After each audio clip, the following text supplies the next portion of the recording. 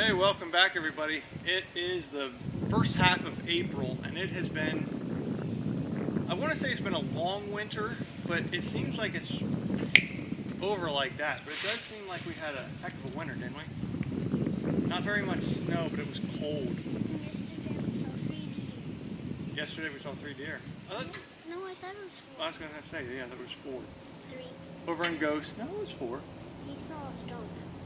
Yeah. Okay, so 3 deer and a stump. Yeah, I saw a stump. But yeah, it has definitely been a long couple of months in between Flintlock and where we are now. Like I said, we didn't have very much snow this year. I think between December, January, and February, we may have had 12 inches combined. And then we had that decent snow. This last one was what, like 12 inches I think we got? What? So that brought our average to about average. Wait, is 12 inches 1 foot? Oh, so it would be 1 foot instead of 12 inches. Yeah. But temperature-wise, it's been cold. And even then, we've had ups and downs. It's been warm, then it was bitterly cold. Yesterday it was what, 83 out? No, 83 82? or 82. That's crazy. And then whenever we were driving here, it was keep going to like 60. Yeah, and it bottoms out like a rock. Yeah. Yeah, across the northern tier of PA right now on Saturday going into Sunday, that compression of temperature change with that front coming through is going to be different tomorrow than what it was between yesterday and today. And somehow So we're out. Somehow it was going down whenever we were going the same speed, and then we were going slower. Yeah. And it kept going down. So today, what are we going to do up here today? Well, we're up for the weekend, so we're going to start recharging our mineral sites. We got a couple bags out on different sites. What, bud? Yeah, we're going to take some soil samples in all of our different food plots, see how those are arranging out. What else are we going to get into? At the end of the day, we're gonna go to tree stands. Yeah, well, don't tell me, you got to tell them. Ow! He's anxious. He wanted to sit in tree stands last night when we got up here Friday night, but we made it just in time to get our goodies from Martin's Pantry in Liberty. If you haven't checked that place out, that's definitely a stop to be made, isn't it? Yeah. All kinds of good stuff in there. What? I'm just trying to think what else we're going to get into today. I remember you. Hopefully Uncle Mark and John get up here, we can shoot some shotguns. And shoot a pigeon. We'll shoot some clay pigeons. Yeah, that's what I was just going to say. What else? We pulled all the trail camera cards. Haven't reviewed any of that footage, but last weekend I was up here and found a shed that unfortunately the mice got to before I did, but that was kind of fun. So let's get to it. Let's get some mineral down and then we'll see what we want to get into next. Sound good? Okay, let's do it. I need my coin.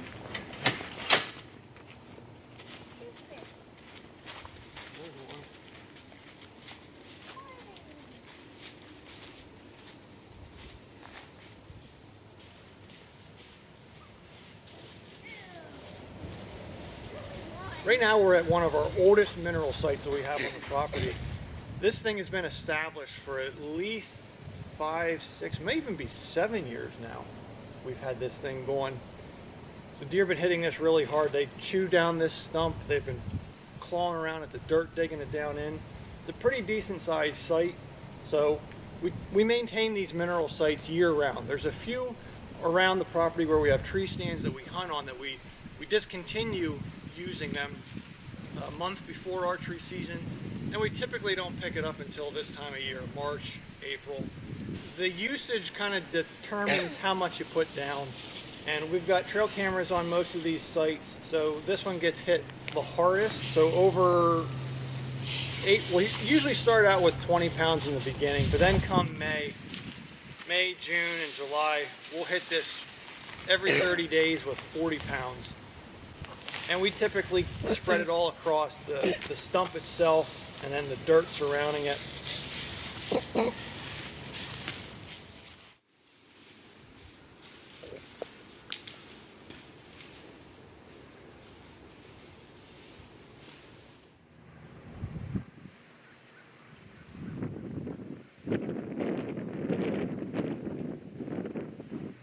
looks like we've got some work to do here on the apple orchard fence too. The zip ties don't quite hold up through the winter with the winds we get on top of this mountain.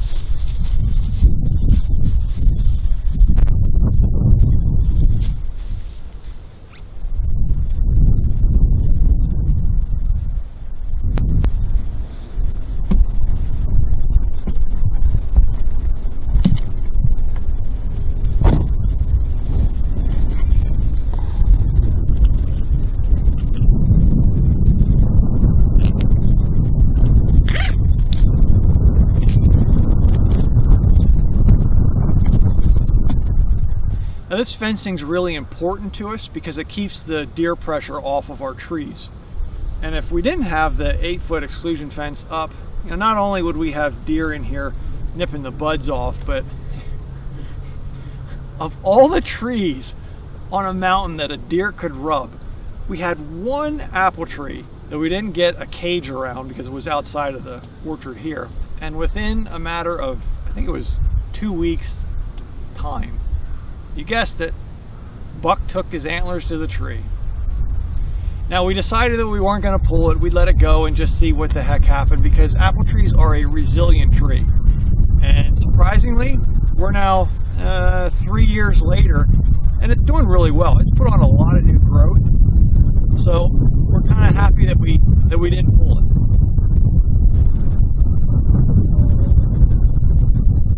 You also have to accept the fact that these fences are not foolproof. Not only foolproof, but they're also not deer proof.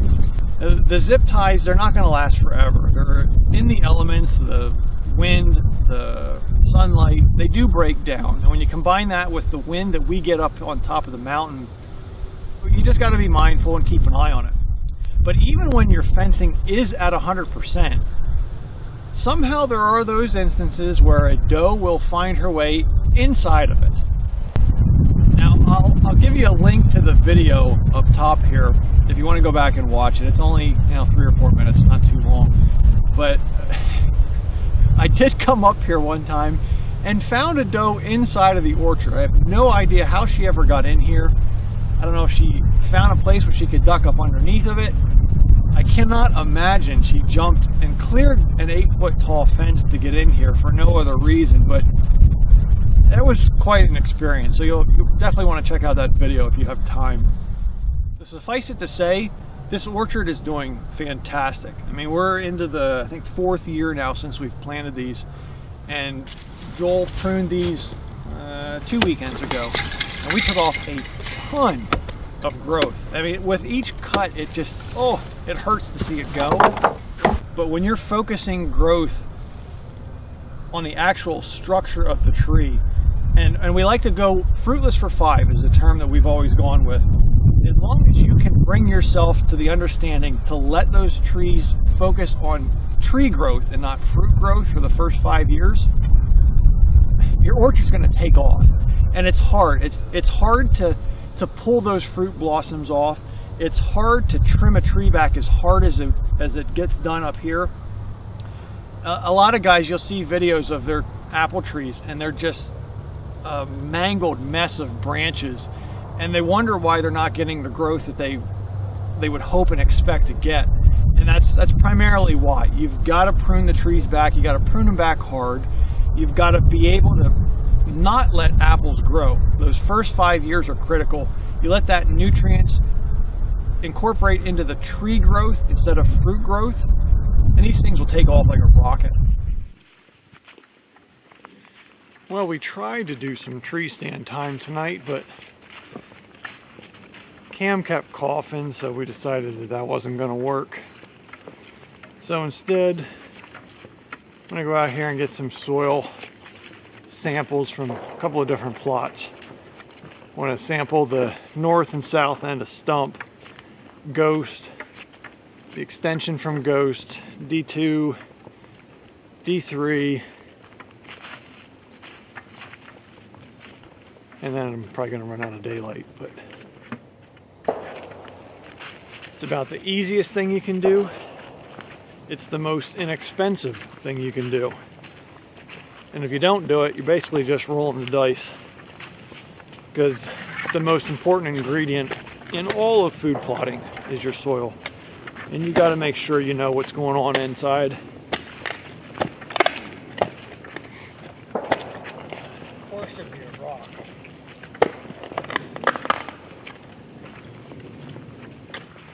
Like I said, it's easy, it's cheap, it's the most important thing. So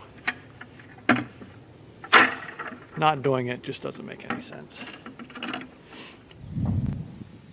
The samples that we just took were from the south end of Stump plot. And I call it the south end because we've planted Stump every year. It's never failed for us. It's always a great food plot. And it's so great, in fact, that we decided that we wanted to extend it. So last spring and summer, we took some time and pushed this line back a little ways, extended it further to the north. And last year we planted whitetail oats in here. There was a significant difference between the northern and the southern end, and that was to be expected. Like I said, the south end, we plant that every year, so we maintain the soil. The northern end, it was just a roll of the dice. We were going to see what happened with it. And it turned out pretty good, but we're expecting there's going to be a significant difference in the results in the soil analysis that we're going to get back. So we definitely want to get some soil tested, send it off to the lab, and we'll find out what kind of amendments we're going to need to make to bring both the north and the south end up to par. So we'll get some more.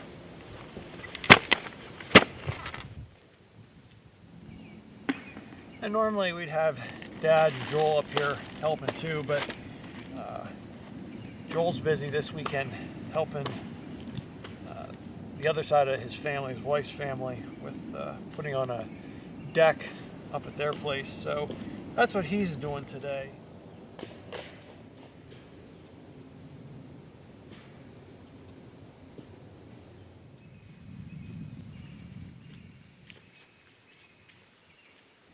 Ghost extension, Ghost, Dreams, Stump North.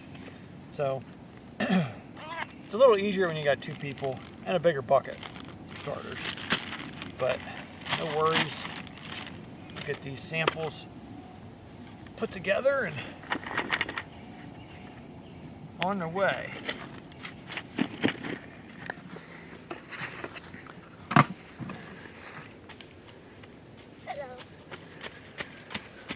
I was just there. Yeah? And I saw you, I went there and you're gone. Yeah, I caught you out the corner of my eye. All I saw was this big black ball rolling through the woods. I thought you were a bear. Ah. Well, I know it's been a long time since we put a video together. Actually, I think the last one was the Hunter's Umbrella. Yeah. Yeah, that was the last one. Man, That's like 2 months now? oh, it's been a lot longer than 2 months. That was archery season. I put that together. Yeah, we're definitely long overdue. So for that, we apologize. I know I like seeing new videos on different channels that we follow, so definitely our apologies for taking far too much time off putting a video out there. Well, there was another one that we did when you were up with us for Flintlock.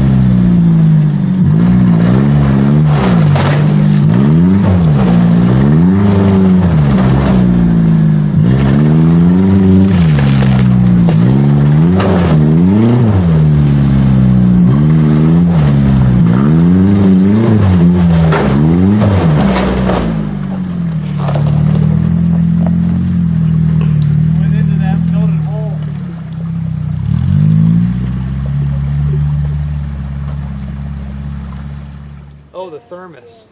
Yeah, we put together a Stanley thermos. I've been having the worst trouble with Stanley thermoses, and I don't know why. So I wanted to grab a few more clips to finish that one out. So maybe we'll get that one published and uploaded before we put this one out, because we have everything we need now, and it's about 3/4 of the way done. So we'll see. I'll try to get that one up. We'll get this one too. It's just, oh man, this last 3-4 months over wintertime, you'd think you'd be, you know, indoors working on stuff around the house and have that time to be able to get stuff done, but Or play in the snow. or play in the snow that we didn't get. But it's been a busy last couple of months, so hopefully we'll get this one rolled out and we'll start following up. I know Joel's been struggling with his video software. This new phone. Well, with his phone, yeah, but the computer, the programs that we use to put these videos together, he had a heck of a time getting it to install right, and then it kept freezing on him, and it's been a mess for him. So we've been not the speediest of getting videos put together. All right, well, I'm getting hungry, so let's get back to camp and get some dinner started. Okay?